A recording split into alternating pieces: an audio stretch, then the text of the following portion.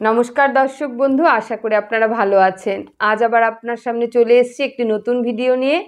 আজকের ভিডিওর আলোচনার বিষয় অপরা একাদশী ব্রত মাহাত্ম্য কথা বর্ণনা।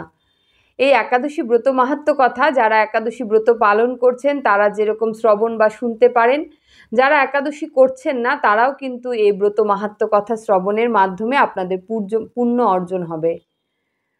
এই অপরা একাদশী ব্রত মাহাত্ম্য কথা ব্রহ্মাণ্ড পুরাণে বর্ণনা রয়েছে। তো তার সেই একাদশী মাহাত্ম্য কথা আজ আমি আপনাদের সামনে তুলে ধরবো, ধৈর্য সহকারে তা শ্রবণ করুন। তো এবার একাদশী মাহাত্ম্য কথা বলার আগে আমি কয়েকটা কথা আপনাদের উদ্দেশ্যে বলবো। যারা একাদশী করছেন তারা তো জানেন কেন একাদশী করতে হয়, একাদশী করলে কি হয়, না করলে কি হয়। কিন্তু যে সমস্ত ব্যক্তিরা এখনও একাদশী ব্রত শুরু করেননি বা শুরু করবেন বলে মনস্থির করছেন, কিন্তু মনে নানাবিধ মানে প্রশ্ন রয়েছে যে কেন, কেউ বলে একাদশী সধবা নারীরা করতে পারে না, কেউ বলে স্বামী না করলে করা যায় না, বহু প্রশ্ন, নানা মুনির নানা মত। কিন্তু আমাদের শাস্ত্র মতে, পুরাণ মতে রয়েছে, বিষ্ণু পুরাণ মতে রয়েছে, নারী পুরুষ নির্বিশেষে 8 থেকে 80 প্রত্যেকেই এই ব্রত উপবাস পালন করতে পারে।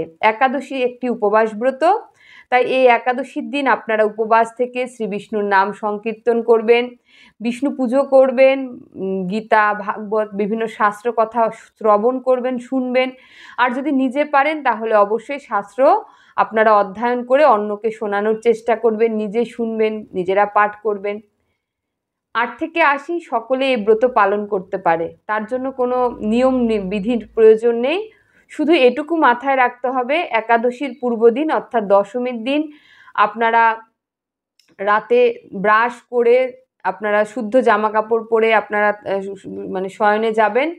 একাদশীর দিন আপনারা নিজেরা কোনো রকম পঞ্চশস্য মানে ধান, গম, যব, ভুট্টা, এই যে চিড়ে মুড়ি, বিভিন্ন ডাল, তিল, তিসি, তারপরে হচ্ছে যব, ছোলা, এই যে শস্য দানা রয়েছে, এই কোনো শস্যই কিন্তু আপনারা নিজেরা খেতে পারবেন না, নিজেদের হাত দিয়ে কাউকে সমর্পণ করতে পারবেন না বা কাউকে দান করতে পারবেন না। অর্থাৎ শাস্ত্রের মতে অন্যায় যে করে আর অন্যায় যে সহে দুজনেই সমান দোষে দোষী।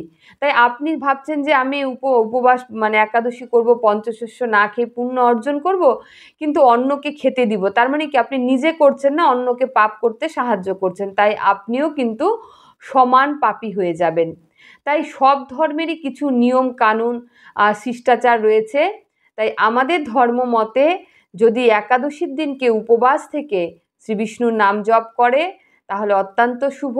এবার আপনি যদি কোনো মন্ত্রই না জানেন, আপনি হরে কৃষ্ণ কৃষ্ণ কৃষ্ণ হরে হরে, হরে রাম রাম রাম হরে হরে, এই ষোলো নামটি আপনি জপ করুন। সারাদিনে 108 বার, 1008 বার জপ করুন, গীতা পড়ুন।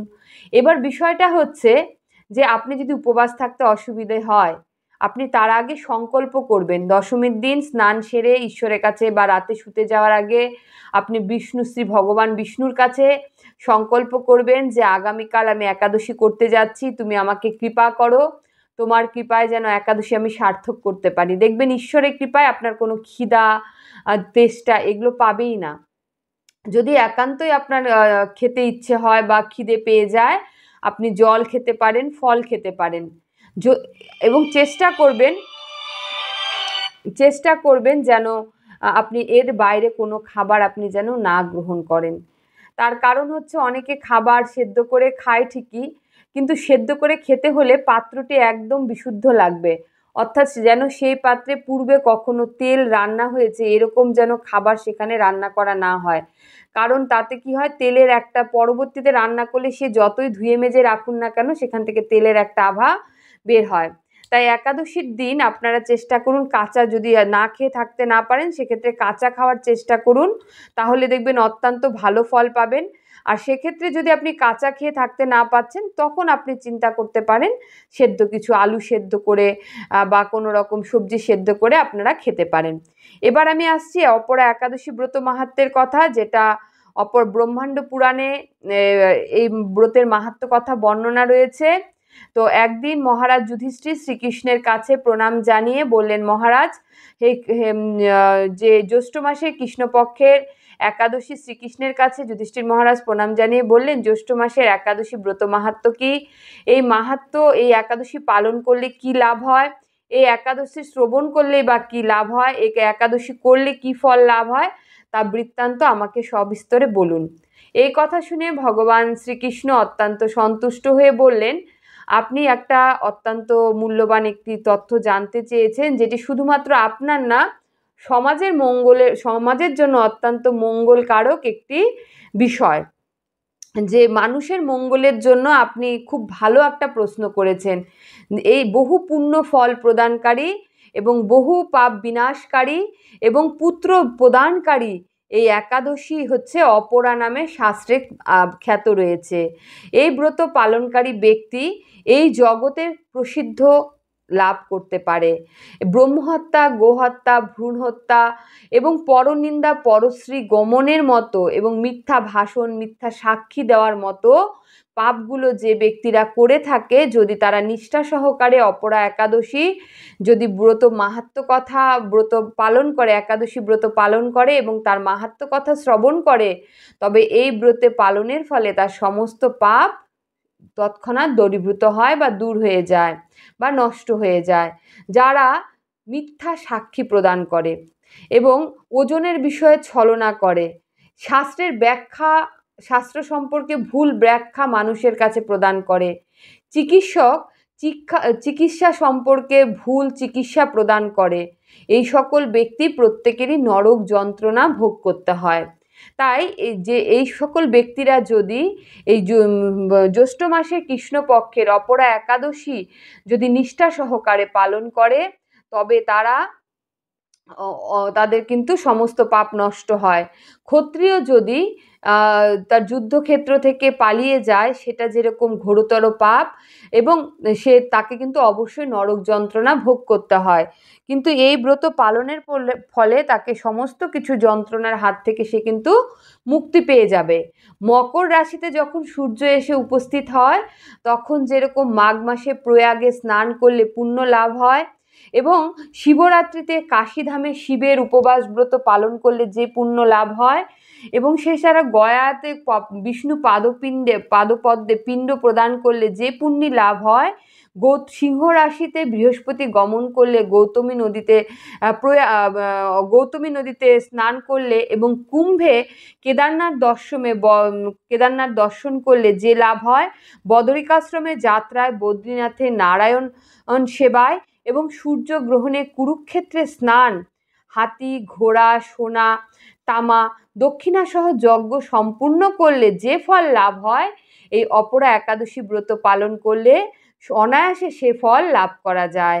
তাই এই অপরা একাদশী ব্রত এক পাপরূপ বৃক্ষে কুঠার স্বরূপ, মানে যদি একটা গাছ যদি পাপ দিয়ে ভর্তি হয়ে যায় আর যদি কেউ কুড়াল দিয়ে সেই গাছটাকে কেটে ফেলে, ঠিক এই অপরা একাদশী হচ্ছে কুড়াল স্বরূপ। আর মানুষের জীবনে যে পাপগুলো হয়, সে পাপকে কেটে ফেলে দিতে বা পাপকে নষ্ট করার জন্য এই একাদশী ব্রত কুঠার অর্থাৎ কুড়োলের মতো আপনাকে সাহায্য করবে। কাঠের মধ্যে আগুন জ্বালালে যেরকম আকার জ্বলে ছাই হয়ে যায়, মানুষের জীবনে যদি কেউ কোনো রকম পাপবৃত্তে বা পাপ কর্মে লিপ্ত থাকে, সে যদি অপরা একাদশী ব্রত মাহাত্ম্য বা ব্রত পালন করে, তাহলে কিন্তু সে পাপ হইতে মুক্ত হতে পারে। শাস্ত্রে এই ব্যাখ্যায় রয়েছে। এবং বলছে পাপরূপ অন্ধকারে সূর্য সাদৃশ্য এবং পাপ হস্তি স্বরূপ। এই ব্রত পালন যে না করে, তার জন্ম মৃত্যু আসা যাওয়ায় সার। তার জন্ম হবে, মৃত্যু হবে, আবার জন্ম হবে, অর্থাৎ তার জীবন হবে জলের মধ্যে বুদবুদের মতো। জলের মধ্যে যেরকম বুদবুদ উঠে আর তাতে কোনো যায় আসে না জলের, ঠিক সেই ব্যক্তিরও জন্ম আর মৃত্যুই কেবল সার। তার জীবনে কিন্তু কোনো উন্নতি, সুনাম, খ্যাতি, যশ এগুলো কিন্তু সে অর্জন করতে পারে না। তাই অপরা একাদশী ব্রত করে বিষ্ণু পুজো করলে সর্বপাপ মুক্ত হয়, বিষ্ণুলোকে তার গতি, অন্তিমকালে দেহান্তে তার বিষ্ণুলোকে গতি হয়। এই ব্রত পাঠ করলে এবং যে এই ব্রত শোনে বা শ্রবণ করে, তার সহস্র গোদানের ফল লাভ হয়। তাই সবশেষে বলবো, সবাই অপরা একাদশী ব্রত পালন করুন নিষ্ঠা সহকারে। একাদশী সম্পর্কে কোনো তথ্য জানতে হলে অবশ্যই আমাকে SMS করুন, ফোন করতে পারেন। তো আজকের মতো এখানেই রাখছি। একাদশী ব্রত মাহাত্ম্য কথা শ্রবণ করুন, একাদশী ব্রত পালন করুন। হরে কৃষ্ণ কৃষ্ণ কৃষ্ণ হরে হরে, হরে রাম রাম রাম হরে হরে। নমো ভগবতে বাসুদেবায় নমঃ। আপনারা ভালো থাকুন, সুস্থ থাকুন।